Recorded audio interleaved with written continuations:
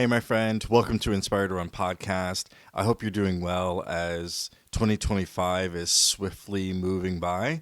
And I want to give you a little bit of an update on my goals and my training, but really also talk to you about how to get faster as a runner, how to build endurance, and how to also build mental toughness.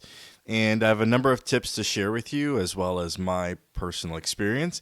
But, just as a recap, some of my goals this year is, well, the first one is to get stronger and faster. And while I admit it's not a very smart goal, if you will, it's somewhat specific and somewhat time based, but my measurement around that is really just to get faster in my races, right? So to be able to PR in my 5K, a 4 miler, 5 miler, and half marathon, as well as qualify for DECA World Championships this year. So there's a little specificness, I guess, in my goals, but in general, what I'm looking to do is get stronger and faster this year. And it's something I've struggled with at least over the last couple of years because there's a whole list of things that I should be doing, but I really focused on, I would say, the endurance part because I was running longer races. I was running half marathons these past few years, which I never had done in my life. And then last year I ran my first marathon. So I really prioritized working on endurance, but I deprioritized some of the other areas just because I just felt like I didn't have as much time to work out and fit in everything that I needed. And honestly, that kind of worked against me during the year. So this year I said, you know what? I'm going to start the year right. I'm going to build my plan so I have a more holistic plan, and I'm going to address all of these things in terms of getting faster, getting stronger, and still maintaining the endurance that I built, and also kind of building that mental toughness. So what I love to do is share with you some of the things that I'm working on and some of the things that I think I do pretty well and kind of how I do it. And again, in hopes that it helps you. And I'm really excited because I have a couple of races that are coming up very soon. So I'm really excited just to kind of see where I am as I kick off the year and what I need to do to get better during the year. So the first one is, and by the way, none of these are going to be groundbreaking new for anybody. I think it's a matter of being reminded of kind of what's important in your training and some tips on how to do that. So the first one is around strength training. So again, not groundbreaking, but this is really going to help you, with your power. It's going to help you with your form when you're running, and it's going to help prevent injuries. But it's really important to implement strength training as part of your workouts. So again, I was running 30 miles a week when I was peaking for my marathon training, and I just felt like I was putting in so many miles and so much time. I didn't have a lot of time for strength training, so I was very inconsistent with it kind of throughout the year. So this is something that I made a priority for this year. So kind of ending 2024, moving into 2025, I said, you know what? I'm just going to plan my weeks starting with the strength training and then build back in my miles as things progress. And that's exactly what I've done. And I feel great. I feel stronger. I feel like my kind of base has been restored. And now I can kind of go from there and build in more miles each week as I build up for my races. So what do you do for your strength training? I mean, you could focus on leg exercises and core and hip exercises, which makes a lot of sense for runners. But I take a more holistic approach, which was taught to me by my coach. So, I'm working all of the major muscle groups. I'm doing full body workouts, and I don't only focus on leg, but I do make sure that it gets the time and attention that it needs, and I have the appropriate training for that. And like I said, in terms of timing, I will build in my schedule according to my strength first, and then I'll fit in my running as part of that. But as time progresses and I feel like I've built a good base, then I'll start to kind of combine my strength training. So I may do, instead of 4 days a week, I may cut it down to 3 days a week, and then I allow more time for my runs. And then I may start to prioritize or cut down on some of the actual exercises that I do to focus on what's important, but really more so to have that holistic approach to my strength training. So for me, That's number one for me. That's non-negotiable, and I feel like I'm personally off to a great start for the year. But it's really important for you to have your strength training as part of your workout. And if you're relatively new to running, this is actually a lot easier to fit in. So if you follow, let's say, like a Couch to 5K program, there's going to be 3 or 4 days of running. There's probably going to be a couple of days of active rest and recovery, and then you have 1 day of rest. So for those active days and recovery, those are days where you can get in your strength training, or you could get in cross training, but I would recommend prioritize your strength training, and then you can also get in your cross training on other days. Next is incorporate interval training, or also known as speed work. So this helps improve running speed by training the body to run faster. And you may say, well, I'm already doing that, right? I'm already doing all my runs fast. And this is not me saying do every run as interval training or speed work, but you need to build that into your workout. And then I'll talk about other types of runs that you need to do. So for me personally, I do one speed work day a week. And what I try to do is 500-meter sprints, and I try to do them faster than my race pace, than my 5K race pace. So my 5K race pace is about 8-minute miles. And what I try to do is probably around 7.5-minute miles or 7:45, just kind of depending on how I'm feeling. So right now I'm probably closer to that 8-minute mile as I'm building these back into my workout. But, you really want to do those, as fast as you feel like you can do it. I personally try to do it faster than my race pace. So this is something that you'll need to figure out, like what works for you. But the idea is that you're running it faster than your normal kind of running speed to train your body to run faster. Now, I also like to do these workouts in the treadmill. For me, I feel like the treadmill keeps me accountable. So if I do it on the track or if I do it on the road, number one, I may do it faster than I really want, and then it's not sustainable, and it's hard for me to finish my workout. Or I might do it too slow. I'm not pushing myself hard enough, and then I'm not getting the full benefit of it. So running on a treadmill is not always easy to do, and especially if you're doing speed work. But for me, I really like doing it because I can dial in the specific speed I want to do. And then it holds me accountable because that treadmill is just going to keep going, right? So I want to make sure I keep up. So that for me works really, really well. And the other thing to keep in mind is, when I'm doing speed work and when you're doing speed work, it's a hard workout, right? You're pushing your body to run faster, move faster than you normally do. So it ends up being a hard workout. And I want to make sure that I complete it, that I put in my full effort into that workout and I complete it. So I may not do any strength training that day, or I may do just light strength first, so I have the energy and the will to go ahead and do my speed work. Because if I go out and I do, a 45-minute strength training session and then I try to do speed work, like I'm not going to have the energy or the desire to do it. So that's kind of how I manage interval training or speed work. Now, the next workout is your long steady state runs for endurance. So again, if you're doing all of your runs, hard runs really fast, you need to think about scaling back some of those runs. And this is one run to do that. So you're going to run, do these long runs. You're going to run it at a slower pace. And that's going to help you build your stamina. And it's something that you're going to gradually build to over time. So for you, if your long run is, let's say, 3 miles, right? You're not going to go out the next day and run 10 miles. You're going to build up those long runs gradually over time, week over week. And that's what I've done. So I've done, when I trained for my first half marathon, and then for my full marathon, my long runs went from 8 miles one week, for my long run, 9 miles the next, 10 miles for the week after that, and kind of progressed from there depending on what I was training for. And that's how I built my base. And for me, I have been training based on heart rate over the last few years. So for me, that's a zone 2 run is what I try to stay in. And honestly, I wish I knew this when I did my first half marathon, because I was probably running all of those runs faster and harder than I needed to, and it probably didn't give me as much benefit. So for me, I know my heart rate zones. I train in zone 2, to the best of my ability, especially for my Sunday long runs. And it's actually kind of fun. It's, I get out there on a Sunday, I have my favorite trail that I run on. I may put on my music, I've got my gels, I've got my hydration, and I just go out there at my easy pace, at my zone 2 pace. So I may run, like, my 5K is like an 8-minute mile, so I'll try to do my long runs.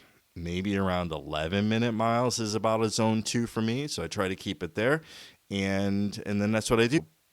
And so just about a couple of weeks, I'll start to do my build where I get back to my long runs on Sundays, kind of at that zone 2 heart rate. So again, instead of running all of your runs hard and fast, you can do one of your runs as kind of that long endurance run to complement your workout. The next one is a tempo run. So the tempo run can help improve your lactate threshold. And this run is kind of in between what we just talked about, right? So you have your long run that you're running slow, your easy run at a zone 2 pace, and then you have your speed workout. So this one's kind of in between. So you're going to run at a pace that's slightly faster than your usual, but you need to be able to sustain that pace. So whatever feels comfortable for you. So again, if you're training by heart rate training, for me, I tend to do like a zone 3 as my base, and then I may flow up to a zone 4 for my heart rate training, and that's what I would do for my tempo run. So if I do like an 8-minute 5K, 11-minute per mile is my zone 2. 9 to 10-minute miles is like that zone 3, zone 4 for me. So I just kind of keep an eye on my watch. I use Polar, and it has excellent heart rate monitor that goes with it. I love the display, the user interface. For me, I love Polar. I know there's a lot of other popular watches out there, but this is the one that I use, and it works really well, especially for this heart rate training. Now, I prefer to run the tempo runs outdoors because, again, for me, these tend to be a little bit longer. So they tend to be a little bit longer than an hour. And for me, like an hour is kind of my cutoff for treadmill runs. But I will do this kind of workout on a treadmill if I also need to do strength. So I'll just go and I'll just do my strength workout first, and then I'll hop on the treadmill and then I'll do this run. But again, my preference is that I'm going to do it outdoors. The next one is hill training. So you're going to use hill training for strength and speed. And this is really important because it's going to help you build explosive power and improve your running economy. And this is really best if you run it outdoors, especially if you have nice hills in your area. I have some hills, they're not great to do kind of hill training, and then if I want to go to do other hills, they're a little bit farther away, so I tend not to do them outdoors, but I do sometimes. So if you have that option, I would say do that outdoors. If you don't, treadmills have a cool hills workout feature that I use sometimes, so that's super helpful because then I could do it. I could do it at my home gym, or if I could do it if I'm traveling and I don't know the area very well, then I could just hop on the treadmill and then I could use that, kind of hills workout feature. And this is really important because, a friend of mine told me that running hills was the single most effective type of training that improved his performance.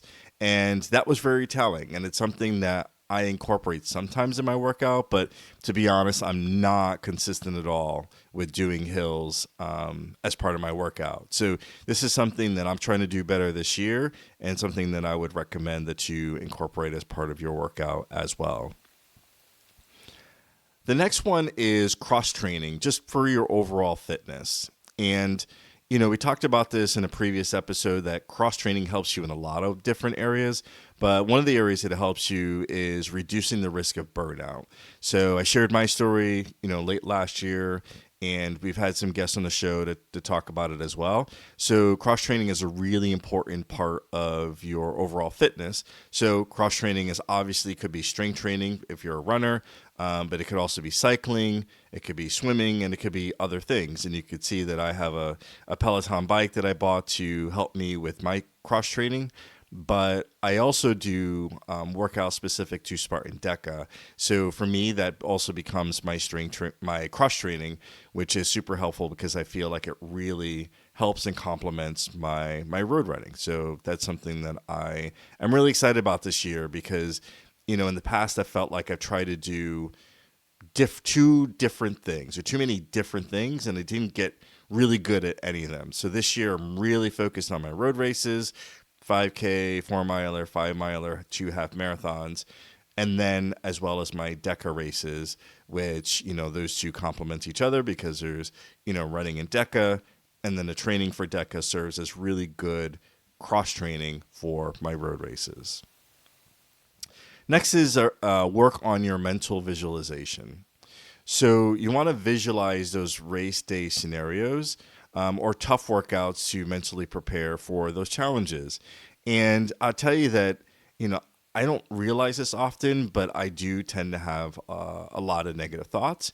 So this really helps me think about, like, if I'm doing my workouts or if I'm doing my speed work, think about, this is what's going to help me on race day, right? By doing this specific exercise or the specific speed work, it's going to help me in these different races that I'm doing. And I'm going to visualize kind of what that day is going to look like. So I'm going to show up, I'm going to feel great, I've, rested well, I've hydrated well, and I'm going to perform well on that day. So it's really important to do, have that visualization kind of ahead of time. And it's something that, again, admittedly, I don't do very well, and it's something that I am working on this year. The next one is around mindful breathing techniques. And this one's really interesting because I tend to breathe with my mouth. And I was just actually reflecting on this. Sometimes when I'm in races, runners would turn around and they would look at me. And I'm thinking, maybe they just hear me coming. But I realize it's just because I'm probably breathing in a very chaotic way. So I've been a little subconscious about that. But, having good breathing techniques is just going to, help you have better oxygen intake, especially when you're breathing through your nose in a controlled way. And that's something that I've not done a very good job of over the years. And there's a number of devices out there that can help you. We talked about one on the show a couple of years ago. And what I've just been doing is I've really just been practicing breathing through my nose. Even when I'm not running like an easy pace at a zone 2 pace, even when I'm running at faster paces, being thoughtful and intentional about breathing through my nose. And I'm actually kind of excited. So this is an area that I've actually gotten a lot better at. Of course, if you're running zone 5 and you're running your heart out, that's really hard to do. But, if you're running that easy pace at zone 2, zone 3, zone 4, you could definitely practice breathing through your nose, having the better breathing techniques, and it is going to be better for your oxygen intake. So there's benefits in doing so, not just so you don't sound like a noisy breather like me, mouth breather, when I'm running my races. But I'm very excited about this because I feel like I've gotten a lot better, and it has definitely helped me kind of with my performance. And some of the tips and tricks we talked about on the show was, there's a lot of different things that you could do. I haven't necessarily tried any of these, but these are techniques that, others have talked about. Sometimes they have, if you just take a little sip of your water or hydration and just kind of hold that, that kind of helps you keep your mouth closed so you're breathing through your nose. And I'm sure there's a lot of other, techniques that people talk about. Again, that I've not personally used, but there's a lot of things that you can research in terms of, breathing through your nose. But honestly, I would just say, just do it. Just keep your mouth closed when you're running. Start at a slow pace and then do it as you, build up your speed, and then continue to breathe through your nose. The next one, I absolutely love this topic. It's consistent recovery and sleep, because I absolutely love to sleep. And this is an area where I think I do a pretty good job of, recovering and sleeping. But I may have mentioned before that I didn't feel like I got restful sleep. So what I've done over the last year or so is I bought an Aura Ring, which has really helped me kind of monitor my vitals and help me understand when am I getting good rest or good sleep and when I'm not, and then helps me reflect on, well, why not? What did I do the night before that prevented me from getting good sleep? Maybe I had alcohol. Maybe I ate dinner too late. Maybe I wasn't hydrated. Maybe I was traveling. There's, a whole host of things that you could do that will interrupt your sleep or cause you not to have good sleep. And you can't necessarily prevent all of these things. But what I love about it, it makes me actively think about those things, and then it helps me make better decisions going forward to make sure that I optimize and I get the best sleep.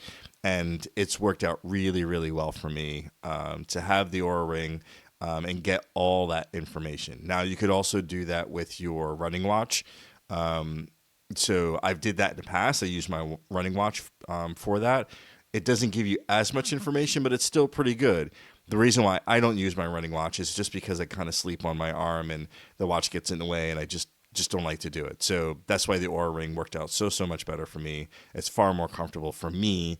But if you want to use your running watch or your Apple Watch or whatever the case is, it's going to give you pretty good information. Again, it's only going to be helpful if you reflect on if you got good sleep, think about why. If you didn't get good sleep, also think about why and start to make adjustments in your life to optimize to get good sleep. Now, in terms of the recovery part, in terms of stretching, I do that sometimes, and foam rolling.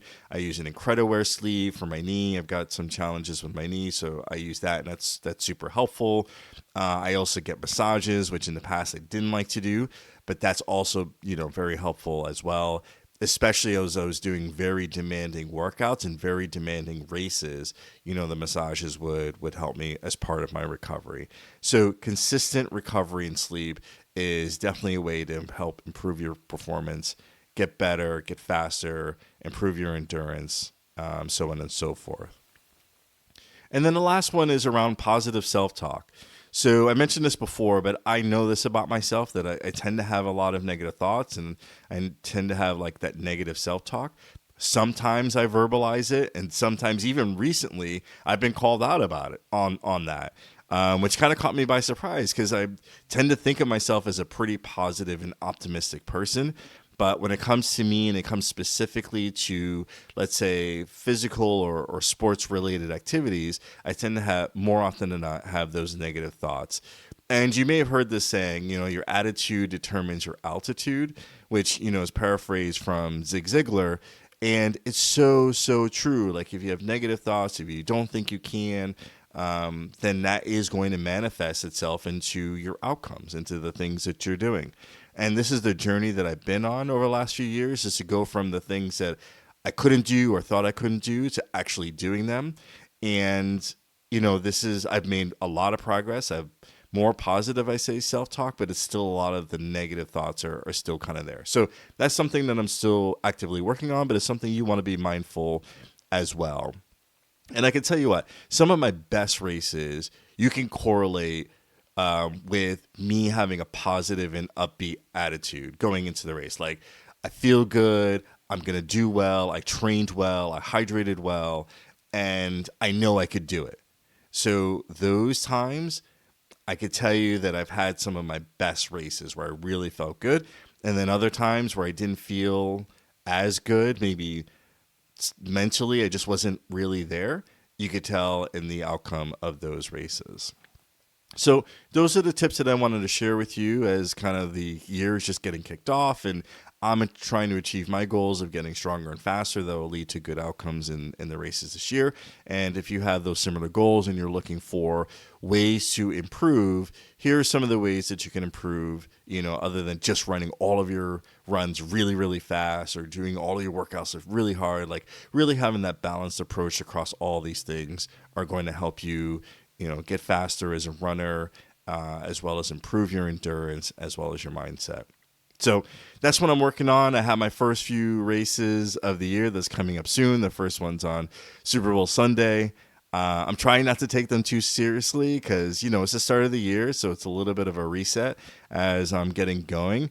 But, the nice thing is that they'll gauge where I am at this point in my training, this early in the year, and tell me how I need to adjust and kind of improve as I continue through my other races as we kind of move through the year. So I hope all this was helpful. What I wanted to do is have more episodes where I'm sharing more tips and tricks and best practices, but also share my own personal experience in hopes that it helps you in your journey.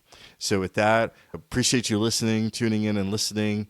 And if you're racing soon, I wish you well in those races. And with that, have a good day.